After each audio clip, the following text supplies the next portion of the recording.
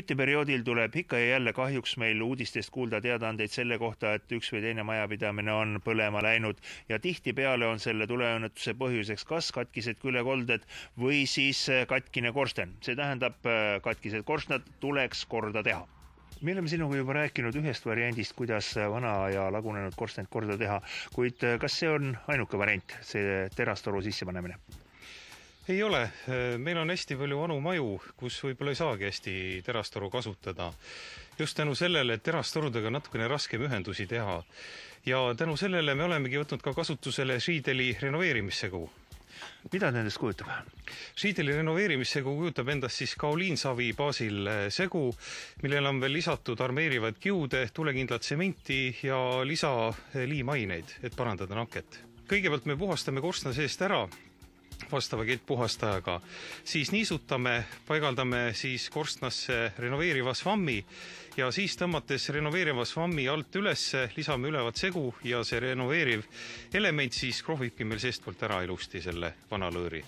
Päris esimene etapp selle töö juures oli see, et mehed lasid korstnasse sisse ka kaamera. Mis eesmärk sellel on?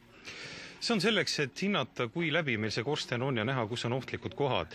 Ja samuti me saame siis üle vaadata, et kas me oleme kõik vajalikud avad ilusti kinni pannud. Teadupärast on ikkagi hästi palju ühendusi, eriti nende vanade majade puhul ja need tuleks kinni panna renoveerimise ajaks. Mitu kihti mehed segu panevad?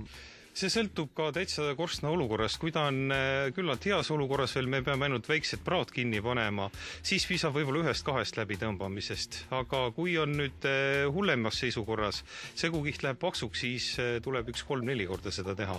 Ja kui tõesti väga hull seis on, siis võime oodata järgmise päevani, kui esimene kiht on kivinenud ja siis korra üle käia.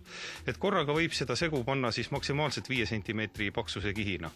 Kui seguga renoveerime, siis me ei muuda seda korstna enda seisukorda, teeme ta lihtsalt seespoolt korda. Ja tihtipeale võib isegi heal juhul poole päevaga hakkama saada, aga kuskil 1 päevaga peaks arvestama. Et igal juhul on see kiirem variant ja ega igale poole ei saagi kahjuks terastoru sisse ajada. Roostevabast terastorudel on see halb asi, et neid ühendusi on väga raske teha, eriti kui neid on palju. Ja vanadel majadel tihtipeale on erinevatelt korrustelt sisendid ja neid võib olla kuskil 5-6 tükki. Et väga raske seda niiviisi korda teha. Terastoru tuleks mõelda muidugi sellisel juhul, kui on näiteks katel ühendatud korstnasse. Aga kui meil on tavalised pliidid, kaminad, ahjud, kerised, siis segu on ideaalne. Ta kannatab 450 kraadi ilust ära hilisemat töötemperatuuri. Igale tööle antakse garantii?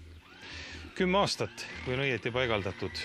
Seguga renoveerimine tundub olevat väga asjalik lahendus, kuid kui panna nüüd Schiedelile sellise tööülesande ette, et tegemist on korstnaga, mille küttekolle on katel, see tähendab madalad temperatuurid ja korsten on ise kõver ka veel väikse jõnksuga, et kas siis saab midagi sinna sisse panna, kui on probleeme?